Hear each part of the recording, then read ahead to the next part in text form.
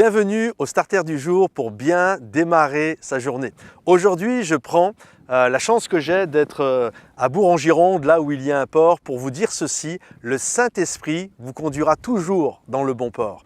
Vous connaissez certainement cette histoire alors que Paul, Silas, Timothée et Luc partent pour un voyage missionnaire.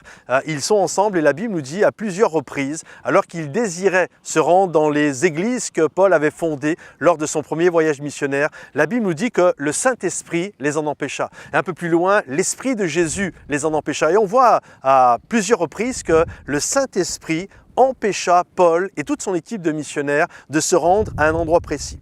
Et j'imagine que, comme ça peut nous arriver à chacun, lorsque les portes se ferment, alors qu'on croyait, on était persuadé que c'était le bon endroit, eh bien j'imagine que Paul, comme pour nous, c'est déroutant. Mais pourquoi Seigneur, je pensais, j'avais cette conviction, je savais que c'était toi qui m'appelais. Et alors que Paul est en train de dormir, il reçoit une vision.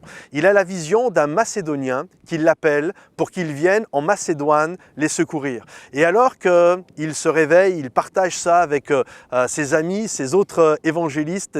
Et là, tous ensemble, Paul, Silas, Luc, Timothée, se mettent en route pour la Macédoine. Et heureusement, et c'est comme ça qu'a démarré le deuxième voyage missionnaire de l'apôtre Paul, c'est comme ça qu'ils ont pu implanter de nouvelles églises, l'église de Philippe et d'autres avec les Philippiens et d'autres églises comme ça. Et il y a vraiment cette notion, et on doit comprendre ça, c'est que parfois, on ne comprend pas pourquoi la porte se ferme. Faites confiance toujours à Dieu. Quand une porte se ferme, c'est parce que Dieu a décidé et a vu et il sait qu'il y a une meilleure porte encore pour vous. Je me souviens un jour dans un groupe de jeunesse, il y a un jeune homme qui était fiancé à une fille et puis petit à petit, et on le voyait nous aussi, petit à petit cette fille s'éloignait. Et on le savait que ce n'était pas la fille qu'il lui fallait, mais bon, c'est compliqué et puis c'est difficile à dire ça à un jeune homme et lui il était convaincu, puis bon voilà. Et ce qui devait arriver arriva, cette fille a disparu totalement et il était dans une tristesse. Et je me souviens lui avoir dit, tu sais, quand une porte se ferme, c'est que Dieu avait une meilleure porte pour toi. Et quelque temps après, effectivement, une deuxième porte s'ouvrit et il a rencontré celle qui est devenue sa femme. Et aujourd'hui, ils servent Dieu ensemble.